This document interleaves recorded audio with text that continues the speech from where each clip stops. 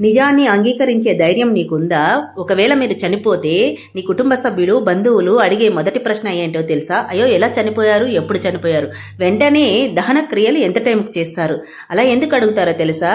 వెంటనే మీ దహన సంస్కారాలు అయిపోతే ఎవరి వారి బిజీ షెడ్యూల్లో వాళ్ళు బిజీ అయిపోతారనమాట. అందుకోసమని కొద్ది రోజులు స్టేటస్లు పెడతారు. మనకు ఆత్మీయులు అని అనుకున్న వాళ్ళు, కుటుంబ సభ్యులు కొద్ది రోజులు బాధపడతారు. పెళ్లి చేసుకున్న వాళ్ళు ఇంకొక పెళ్లి చేసుకుంటారు మనల్ని మర్చిపోయి. అలాగే మన సమాధి మీద ఏదంటారు, చనిపోయిన ఆ బాడీ మీద పడి పడి పడి ఏడ్చిన వాళ్ళైనా సరే కాలానికి అనుగుణంగా నడుచుకుంటూ వెళ్ళిపోతుంటారన్నమాట. ఇది జీవితం అంటే.